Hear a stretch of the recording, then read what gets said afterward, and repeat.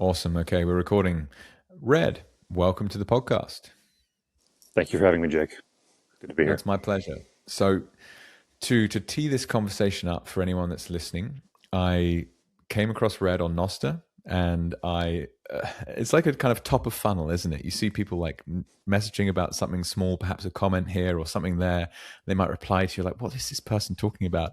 And then you say, "Oh, maybe I should listen to a podcast of theirs." And getting towards the end of 3 hours of listening to you and Mr. Daniel Prince chatting on your most recent episode with him, and I have yet to go back to the ones before that, but you talked in that episode about many things that resonated a lot.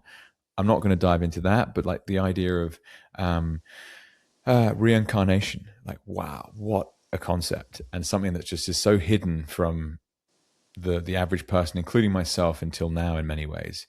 But where I want to spend as much time as we can today is really around education, and something that you reached out to me and said, actually, this is a place I love to spend time talking about. And I became a father almost 6 years ago. So my eldest is 5, 3, and 1, 2 boys and a girl. And we have been homeschooling them. And Red, not to talk too much, and I'll pass it over to you in just a second. But like all these things, I've found it's a case of you're learning as you go, and you get to places you never expected to be. And first off, we actually ended up having 3 home births, and the COVID experience was an extraordinary one. But ultimately, you're not allowed in the hospital with your partner for them to give birth. Like, what are you talking about? That's insane. This is an Australian regulation at one point. I'm originally from the UK, but they were in Australia. Okay, well, that doesn't make sense. And so we figured out, let's do home births. And then suddenly it's like, well, hang on. Then in Australia, there's a rule called no jab, no play. And if you do not give your child the infant vaccinations the government recommends, then you cannot access publicly funded childcare, because the first thing they ask for is the child's vaccination history. And if you have any questions over those vaccines and don't give them to your child, you immediately don't qualify.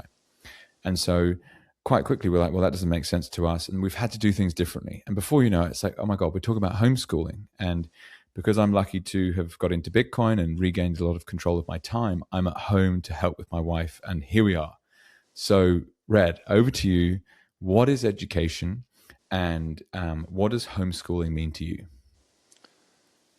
Education is making memories. I mean, it's all learning is. It's taking experiences and the sensory inputs that are associated with them from short-term memory into long-term memory for access and application later.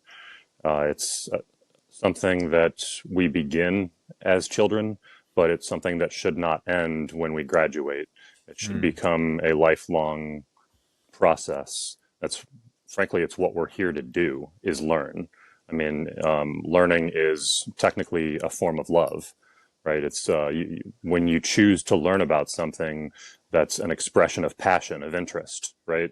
So it's technically a form of love, and we need to be applying love universally and unconditionally, which means that there's a target-rich environment here of things for us to study. So as for homeschooling, I'll say that my expertise is primarily on education and less so on homeschooling. However, the background that I have would be applicable to homeschoolers in what they're doing.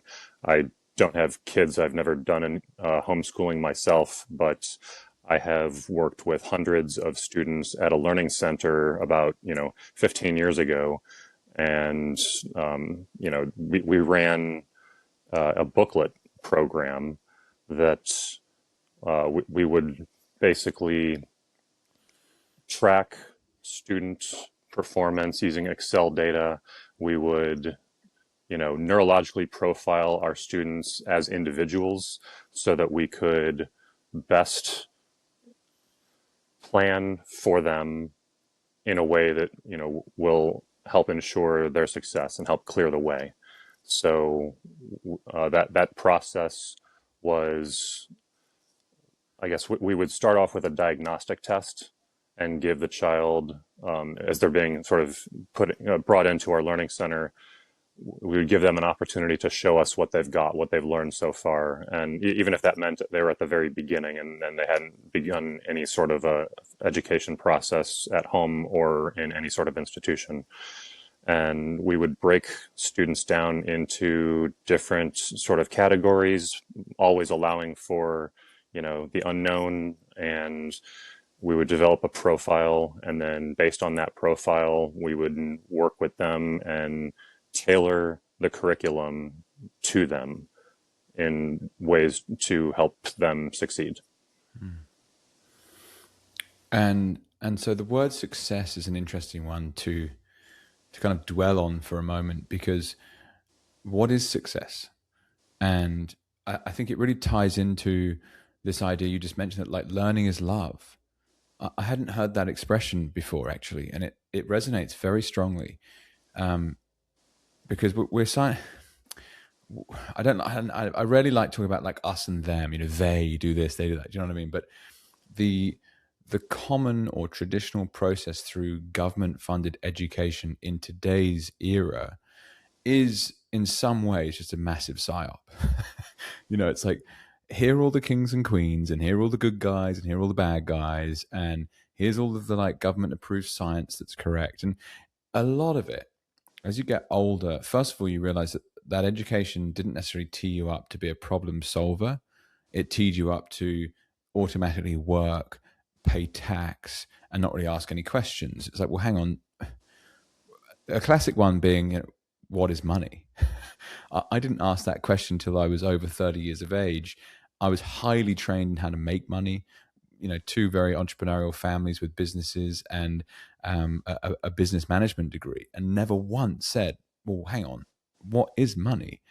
And I had this answer that was like, well, the central bank does this, and they can control interest rates, and inflation is this, and blah. And it's like, hang on, what even is that? So why is learning love, and what do you think success actually is in that sense? Well, I mean, when you want to learn, I would say it's love.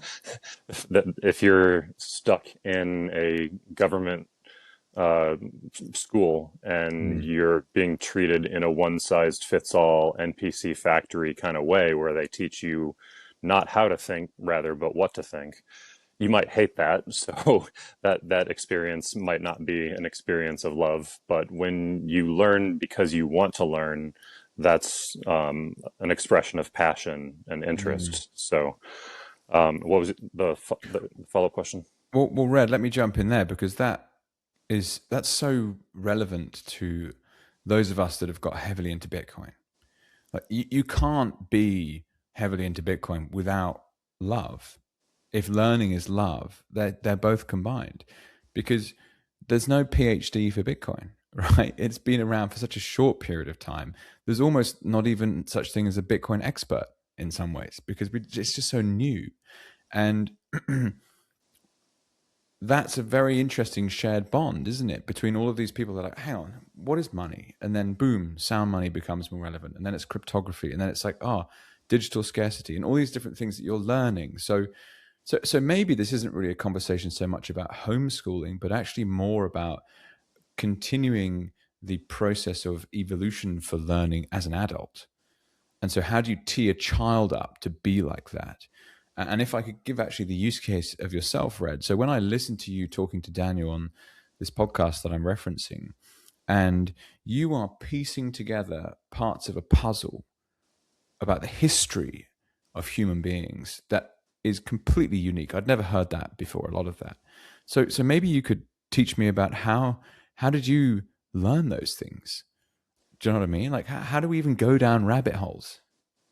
I think people talk about Bitcoin as being a test, and typically I hear one of a few different, modifiers to describe that test. It's an IQ test, it's an ego test, it's a humility test. And every act of learning is an act of humility. It's an admission of ignorance and an effort to rectify that ignorance. So I think that, in mathematics, which is that's the area I got my degree in, when I'm proving something, I have to be able to look over my shoulder and say, well, is there anything I missed? Because all I need is one counterexample to blow up my argument. And in the scientific method, the same thing sort of happens. Is there's this radical honesty, this constant checking over one's own shoulder to make sure that one has not missed anything. And so it's important to be receptive and to remain open and leave room for the unknown and be willing to receive new information and, where appropriate, reassess prior assumptions in the light of that new information. Cool. And so where does the scientific method then, is that something that can be reapplied, do you think? So of course you've got the primary set of three physical sciences of physics and chemistry and biology. You're talking about a scientific method that can be applied to all three. Is that same method applicable elsewhere in life, like as an educational process, perhaps? Yeah, Because I mean, and to tee that, or to frame that, Red, what I'm thinking about is, what does the optimal 25-year-old actually look like? And therefore, if you're setting goals or setting visions or setting whatever strategy it might be, you need to, like, where are you trying to get to? And what you've just mentioned actually strikes me as a very good, almost core protocol for anyone to be able to use and reapply to different things. yeah, I would say that like the optimal 25-year-old is someone who is probably generally capable in, your typical subjects, your reading, writing, arithmetic, but mostly they are curious, diligent, inquisitive, humble, and I think having a daily study habit is probably a really ideal thing to get into. And someone like a well finished product in that regard has some important knowledge of the self, how they learn as an individual. Also, I mean, there's what different. Gardner had a theory of like 7 different forms of intelligence. I think people have expanded it out to 9 different forms of intelligence. So we talk about being well-rounded, trying to develop in each of those areas would be appropriate. I think that, yeah, the idea of being an autodidact, someone who teaches themselves things, especially in the age of the internet, like we've got access to the world's information. People used to have to travel really far distances to get a hold of information. Even just when I was a kid, we used to have to, drive to a library in order to get books. Mm. We didn't have internet in my house until, I was probably in like third or fourth grade. And I took pretty good advantage of it, I think. But like, I'm sure I could have done better. And I think that's true of most people. I think also a well developed 25-year-old would not just understand how they learn and how they process information, but when you think about it, education between people is really just about communication. Mm. So it would be ideal for a fully developed 25-year-old graduate to understand how other people learn and understand how to switch between different modes of operation in order to communicate most effectively with each individual with whom they are communicating. It's not always possible because you're going to be giving a presentation in a boardroom to a dozen people, or you're going to be giving a talk at a conference hall in front of 1,000 people or something. It's not possible to tailor it to each individual, but you can still apply that same idea and just widen the circles. It's going to get somewhat diluted, but I mean, when in Rome, right? Mm. Preach how the Romans would like for you to preach, right? It's basic Mm. golden rule stuff. And it's very interesting that you bring up the Romans, actually, because something that I really stopped me in my tracks, made me think twice about it, was, like I touched at the very start, this idea of reincarnation that you were speaking of, and the Romans and their quest for power and control, this very centralized system that they were building across the Roman Empire, did a very good job of squashing the concept of reincarnation, specifically because what's easy to control? Someone that knows that they're going to reappear in another life with another body, or someone that's scared of death. And I was like, oh my God, that that wasn't obvious to me. And I was someone who was, I suppose, scared of death. You know, and you're like, hang on a second, what would it look like or feel like if you were to shift that? And the same can be true for education. So where did I suddenly get that idea from? Well, I got that idea from listening to a podcast. Okay, well, AI is moving so fast. You know, the idea of a web search is almost obsolete. Like, isn't that extraordinary to think that Google search got into such a massive business because people couldn't find anything online? It's all hidden on websites. And now it's like, nah, you just have an AI. Thanks very much. So from your perspective, I'd love to know, Red. So do you have a daily learning habit?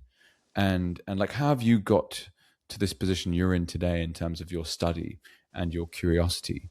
Because obviously everyone's going to be different, but what works for you?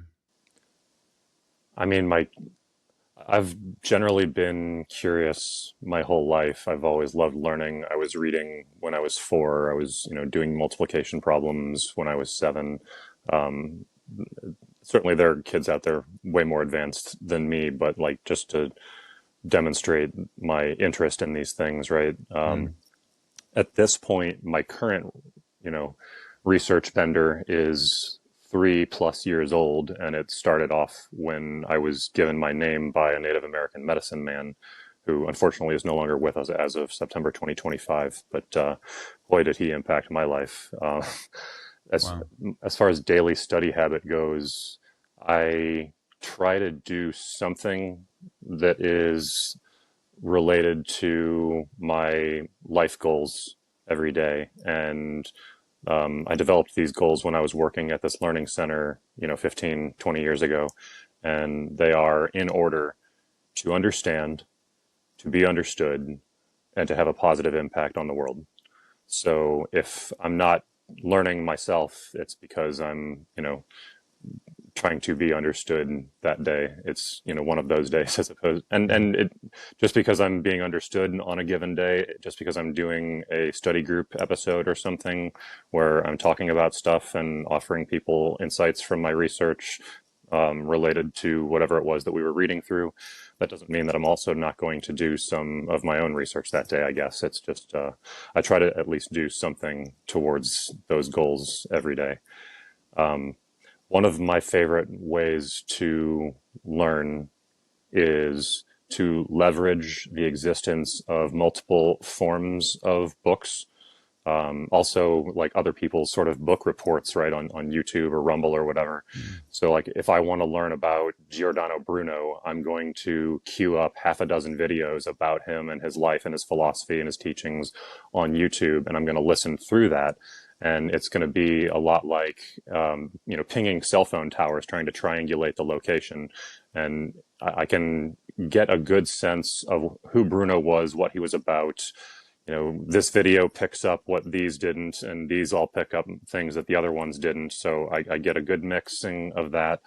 And then oftentimes what I'll do is I'll buy the physical book so I have something to mark and underline.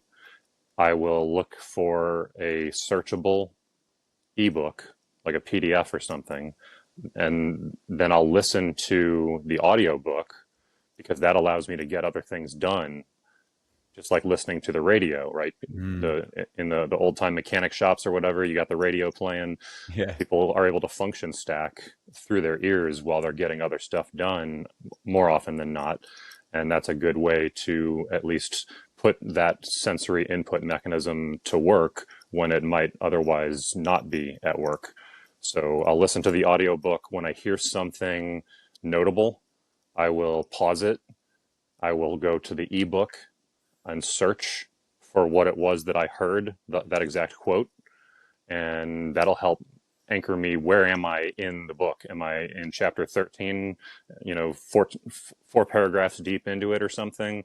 All right, now let me go to chapter 14, 4 paragraphs deep in my physical book, and mark it for future ease of reference. So that's a good way to work my way through material without necessarily costing myself much in the way of time. Because when I'm sitting there reading something, I'm locked in place. There's nothing else I'm going to be doing for that period of time. And, it's a necessary thing. There's some stuff out there that I can't find audiobooks for or ebooks for, and I really need to read through it because, based on my sort of initial previewing, my initial canvassing, I guess is the right word, this is a book of interest and I need to look through it. Well, so be it. But I try to streamline the process and make it as efficient as possible. And so, Red, I mentioned already the kind of rise of AI. Do you use AI in any way to assist with this kind of intellectual quest? Almost inescapably, because it's become attached to the search engines. But I actually don't have any AI subscriptions, and I have never used any free AIs, with very few exceptions. I tried my hand at throwing together some AI images, I don't know, a year, 2 years ago, whenever it was. But no, I haven't really used it much at all. I've got probably 200 plus pages in my sort of research presentation notes that will be feeding my book, and almost none of that is AI generated content. I mean, occasionally I'll look something up because I know that there's information out there and it's a search engine. So that's where you go to look for stuff, I guess. And it gives me good enough information where it's like, well, actually, I don't know that I could phrase that much better. So I'm going to copy and paste that in. But like, I would say that's well less than 1% of any content I've generated so far. Because one of the things that concerns me is essentially truth. Like, what's real? And in some ways, the experience of, let's say, like a grok or something, you type in your question and it gives you an answer. Claude will give you a different answer. ChatGPT gives you a different answer. Venice gives you a different answer. Maple gives you a different answer. They're all pumping out a different response to the same prompt, which is in itself interesting. And like all tools, it's up to the user to decipher what the tool is telling them or how to use the tool. But from this perspective of education, what would it mean if people were so intellectually lazy that they would just type something into one thing and just like accept that as the answer? Like, how do you know that's real? So you're getting into the study called epistemology, which is like the study of knowledge, and how do we know that something is knowledge?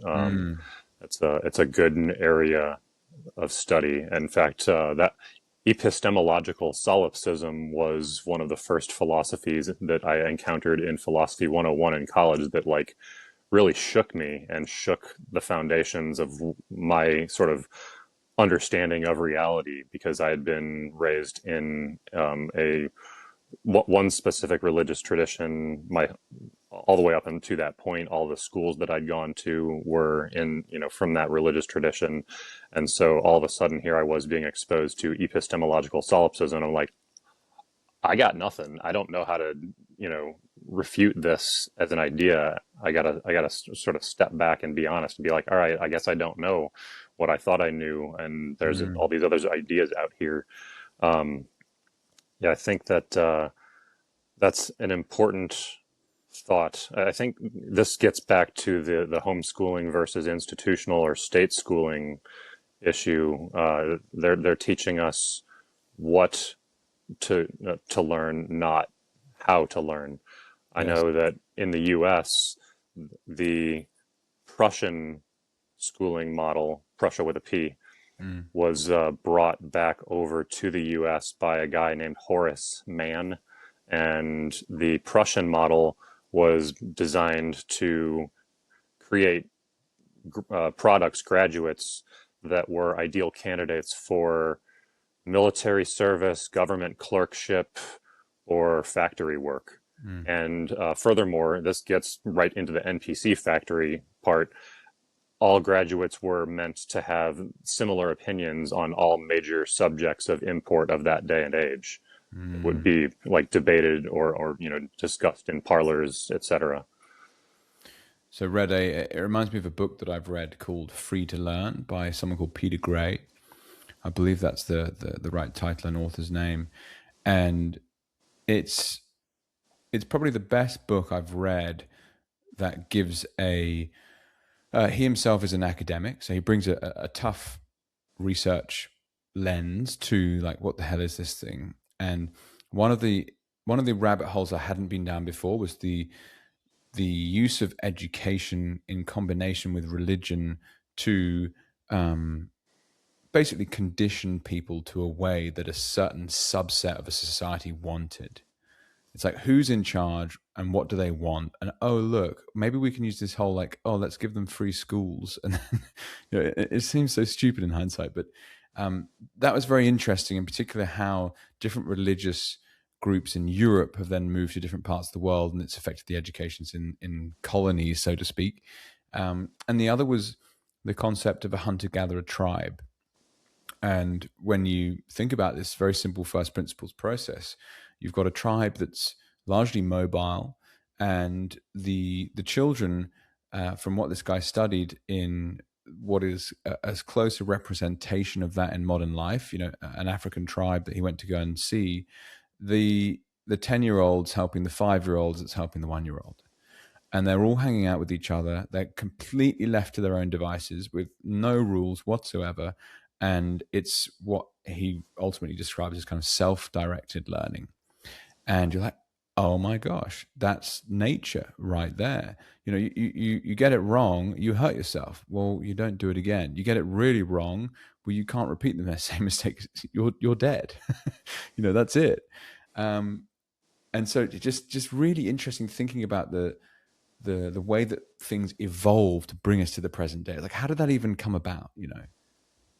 Yeah, I mean, the idea of if you can teach it, then you know it rings true. And that's something that we used to do at our learning center when our classroom was perhaps experiencing peak student flows. We would, be open after school or on weekends for some number of hours, and students would sign up for hour-long time slots. So it was never really a perfect distribution, and we had, times of high volume and times of low volume.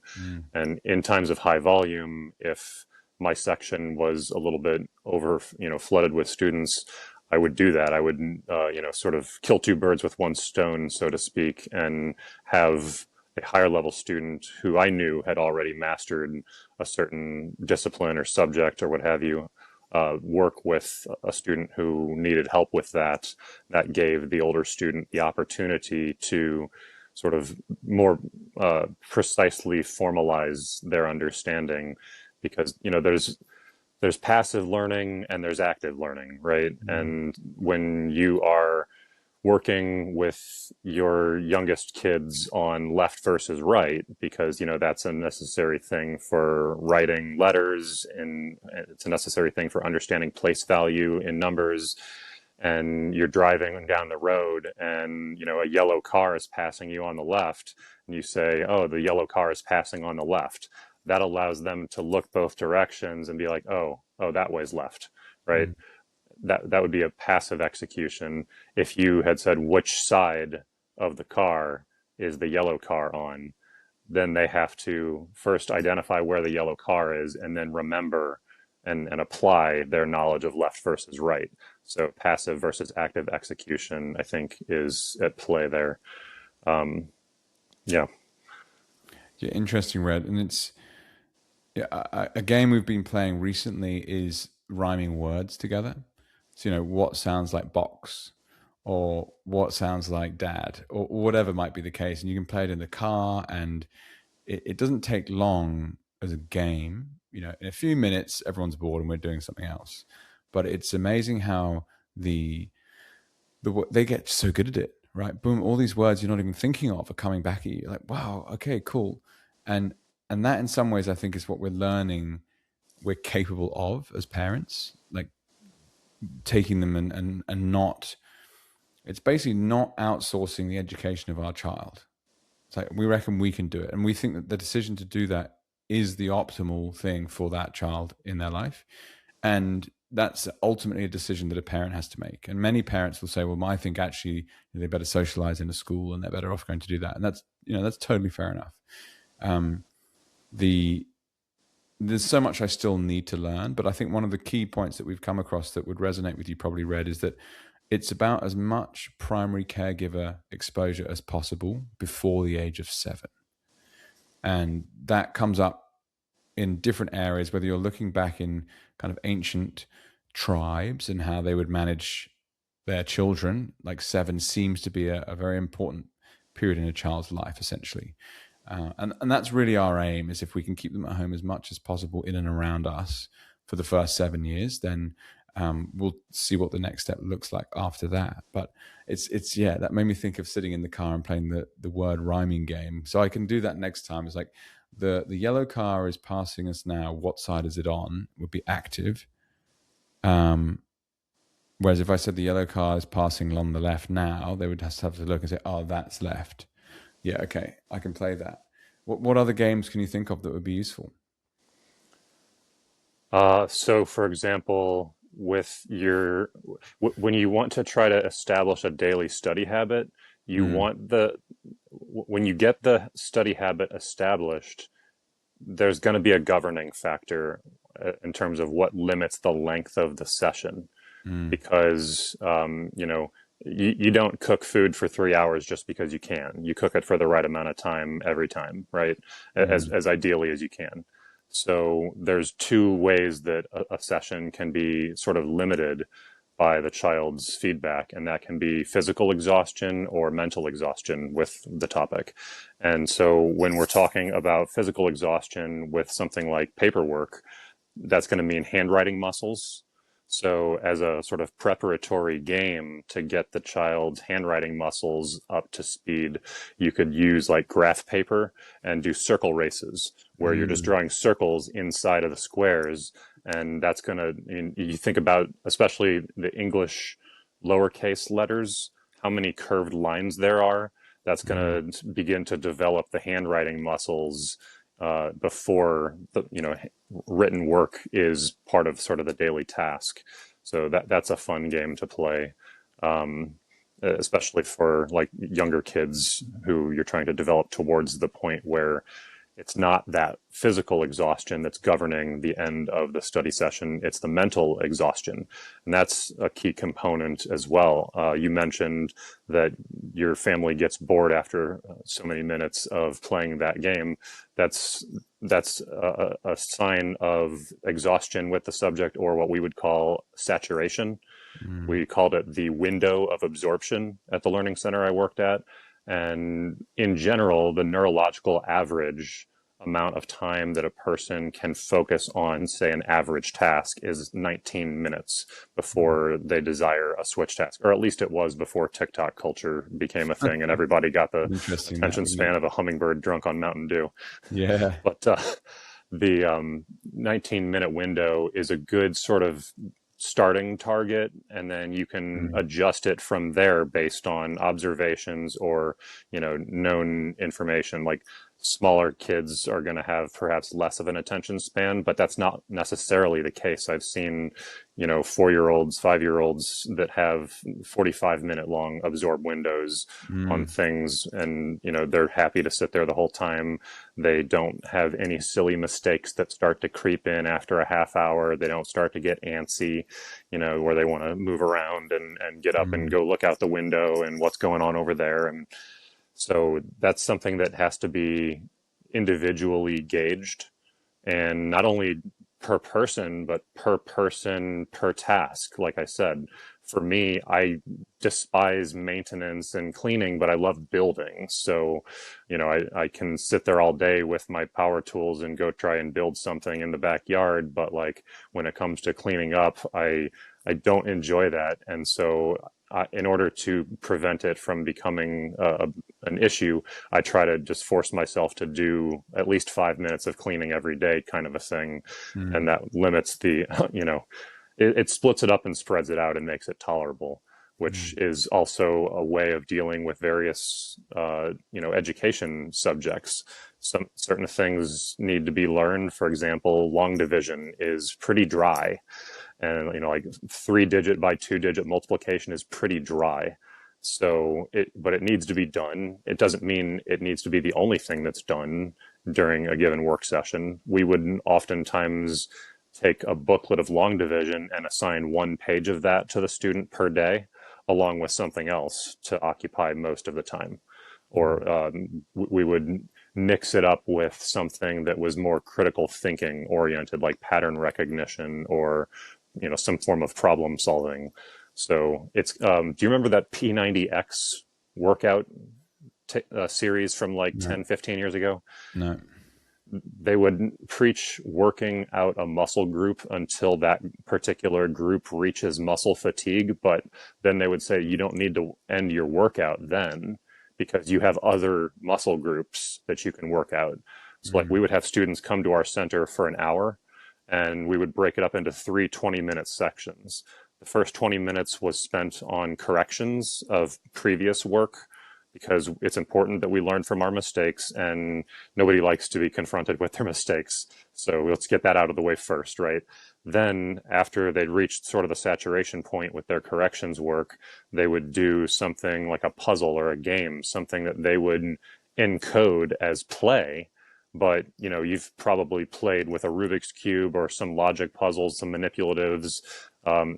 These things very much cause us to think and cause us to sort of calibrate our visual spatial intelligence, which is good for IQ test type stuff. Legos, Connects, all those types of things are good. And then the third 20 minutes would be whatever we deemed each student required during their classwork time. And that could be anything from a presentation of a new topic that they've never seen before. It could be like doing exercises, doing repetitions of something that they've already acquired, but are still working through the consolidation process. Or it could be a decay check, checking to see, a subject that they mastered according to our assessments maybe 3-6 months ago. But as you know, if you don't use it, you lose it. And so the concept might decay some. And we want to check and see if they've retained, the mastery that they displayed 3 or 6 months ago. Speaking of decay, this is one of the reasons why daily study is so important. If you search for a guy named Ebbinghaus, Ebbinghaus, you'll find in the images of the search engine a forgetting curve. What happens is you start, up here at 100% concept retention, and then you just start decaying. And by the time 20 minutes have gone by, you're down to like 70 or 60% concept retention. After just 24 hours, you're down to like 30% concept retention. So you really want to get that refresh spike back up to 100%. And then what happens is the decay slope becomes less steep. And so then the next 24-hour period, you see maybe only a 50% loss of concept. And then you hit it the next day. And the next day you only see a 25% concept loss type of thing. And eventually you get it to the point where you're in the high 90s, and you're probably not going to decay too far out of that range. You might wind up with a little bit of rust, but you'll for the most part have that concept locked in your long-term memory storage, which gets to one other timing aspect that's probably important, is time of day and daily review at the end of the day. So some people are night owls, some people are morning larks, So that's a way to profile your kids and try and work with them at times that are going to be best for them, when they're going to be at their sharpest, at their freshest, their most capable, because that's going to reduce frustration. That's going to reduce, committing silly mistakes because they're tired and it's not a good time of day for them.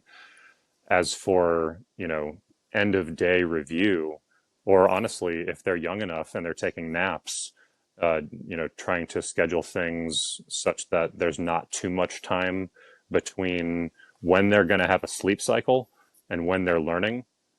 Because that's ideal, because the way it works is, when you learn something, it's like putting it into this short-term memory scoop. And then when you go through a sleep cycle at night, that scoop turns around and dumps what you've learned into long-term memory storage.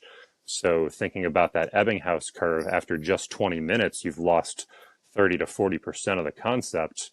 Ideally, you want the concepts that you're dumping from your short-term memory into your long-term memory storage to have the highest level of fidelity possible. So by refreshing your day, by walking through your day before you go to sleep, or walking through the first 5 hours of your day before you're taking your nap or something, is a good habit to get into, because it refreshes the fidelity level of the memories, including what you learned, right before you dump it into long-term storage. And Red, so in an environment where, and often I look at this statement I'm about to make from a kind of entrepreneurial perspective, such that, entrepreneur has idea, it's a digital product of some form. They give half the idea to a technical co-founder, so you have a CEO and a CTO with 50% each of the idea. Then they need some money, so they sell 30% of the idea to a venture capital business. Now they have some money, they can hire a team, build out idea, iterate, hopefully hit product market fit, and boom, you're off to the races with the business. That process is under extraordinary threat, and essentially an evolving process where now the person with the idea can go to AI and vibe code some kind of product such that they don't need to give half the idea to a CTO, and they actually don't need to sell any of it to a venture capital business. And it's about the speed of iteration of an entrepreneur. And now they can have 10 hits with 10 different ideas in literally a tenth of the amount of time, rather than the VC having 10 hits with 10 different pots of money, and one of them wins. They don't care what happens to the other 9. When it comes to ideas and learning and retention of knowledge, like, how important is that in an environment at which we can just click a button? So, for example, you touched on mathematics and the laws of mathematics and certain types of division, multiplication tables. I remember them well, from my days at schools. And there was always one of my friends who was just unbelievably good at the memorization of them. What's this number times this number? Boom. What's this number times this number? Boom. Okay, but that, now you can type that into a computer and you get the same answer. So is that going to evolve, like how we educate ourselves specifically? Like, surely it must, right? You don't need to retain all this stuff any longer. And maybe that's not what the brain is best at. It's best at more creative things. So what do you think that might have as an impact? Yeah, I mean, I know that in my classroom, calculators were only allowed if you were going to juggle them. We would require Cool. mental calculations, or pencil and paper. And the reason for that is because problem solving is something that the machines can not really replace. I mean, we can, I guess, work with AI systems and try and train them, but I don't think that AI is ever going to solve the big mysteries of life, because AI does not have the human experience. So Mm. it's not contending necessarily with what we are contending with. So ultimately, it's still a good thing to try and develop the self as much as possible, I agree with you that, like, relating to the calculator thing, I'm sure AI is now a fight in many classrooms where people are disallowing AI usage for this or that reason. I think that it's good to understand how to use the tools that are available, but it's also important not to misuse the tools. And it's like the social safety net is oftentimes used as a hammock instead of Mm. a safety net, right? And when that happens, we're making ourselves weaker in certain ways. To your point, it might free us up to do the things that the AI cannot do, like be more creative and solve things that an AI that doesn't have the human experience is not going to be able to solve. I think that would be perhaps more of an instance of understanding how to use the tool appropriately to free yourself from burdensome overhead tasks and give Mm. you more discretionary time to use as you see fit. I think it's important for us to develop ourselves still, simply because that's what's going to make us either, if not employable, it's going to make us valuable Mm. in the markets. Mm. I mean, the fact is that doing my job, engineering, if I need to do certain calculations, I do them faster in my head than I can do them with the calculator that's on my phone. So and that's the type of thing that could make or break someone's career. Imagine the scenario where one of your kids has just totally aced out their mental calculation skills, and they were able to land some sort of entry level position, and they're in the break room grabbing a cup of coffee at 10:30 in the morning when the executive vice president of whatever comes in, and he's talking with his assistant about the most recent quarter's sales numbers. And your child happens to overhear the conversation and extracts a math problem from what the executive VP was just saying, and then spits out the answer like it's nothing. And the VP goes, "Hold on, let me get my calculator out," and types it in. And What's your name? where do you work? You're in the mailroom. I think we need to have a conversation. Come see me in my office after lunch. I think there's probably more constructive ways for us to put your abilities to work at this place. Yeah. And that's how quantum leaps might be made. And Well, and that's value. Yeah. it is. Yeah, it's different. It's not about employability. It's about value. Red, where I'd like to steer things is first just to highlight something that we touched on before that really resonated. My eldest daughter Ruby, and one of the cool things of homeschooling is like we're not on a schedule, right? So, if they wake up at 5:30 in the morning, that's when the day starts. If they wake up at 7:30 in the morning, that's when the day starts. There's no like alarm, uniform, breakfast, car, drop off, done. Look after yourself from age 2.5 or whatever people start sending their kids to childcare these days.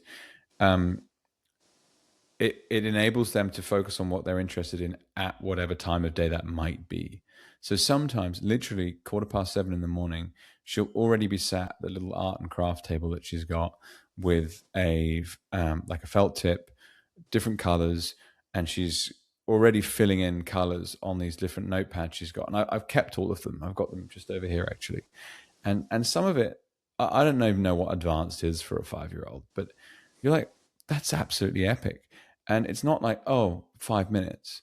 She can be sat there for ages and ages and ages, just completely in the zone, loving it. And you just don't hear from her.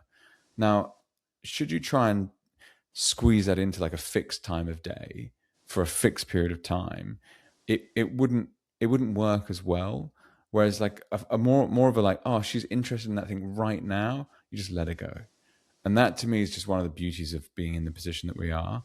And I really look forward to seeing where that takes her. Like, if that's what you're interested in, let's do more of that.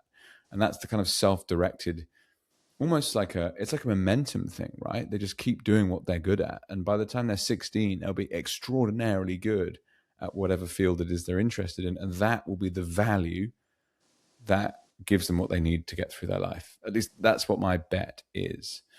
Does anything resonate there? And then I've got a question for you. I'm in favor of that. I'm in favor of trying to establish a consistent time of day into like the circadian rhythm where, you know, a study habit is, and it may be free study, whatever you want to do. It may be drawing, it may be, you know, reading, it may be building Legos, whatever it is, some type of study on a daily basis. And I think establishing a habit helps make that something that has some sticking power to it. And like I said, it's ideal to try and find the time of day that is most conducive to the child. So if you notice the pattern that, you know, your kid is doing things every day at like 10:30 in the morning, then that would seem to be a reasonable time to sort of just slot that in and try to maybe direct things in that way, to the point where, oh, well, right now it's daddy's study time and I'm going to read a book. It's 10:30, and leading by example, showing them that this is, you know, what you do is a way to, you know, foster a similar habit in them. In general, though, I think that if you get someone who wants to do something at any given point in time, if it's a constructive thing, I'm all for it. I mean, self-directed learning is the most powerful form of learning. That was one of the reasons why at the Learning Center where I worked. Powerful forms of love, therefore, Red. Yes. Yes, just to tie it together. Whoa, that's pretty powerful. I just thought about that. Yeah, sorry. At the Learning Center, We would use the Socratic method, and we would use leading questions to ask them, you know, and lead them through the problem solution process. And it's a way of preparing them to be independent, because when they, you know, fly away from the nest, and when they graduate and they're going off into the world on their own, you're not going to be there with them in every moment. And they're going to need to have developed some kind of critical thinking skills to contend with the challenges that life hits them with in any given moment. So the way I like to think about it is the old Looney Tunes cartoons where they have the devil and the angel on the shoulders. It's like, except it's not a devil or an angel. It's just like a friend, a mentor, a guide who asks them interesting questions like, well, you know, you ever seen those toothpick problems or those matchstick problems where you have to move 2 sticks in order to make 3 squares or whatever? It's like simple questions like, how many sticks are there? Okay, what are you being asked to make? How many sticks would you need to make that shape, right? And just start asking yourself questions that give you pieces to play with that you can then work through the problem with. It's important for, I guess, that reason.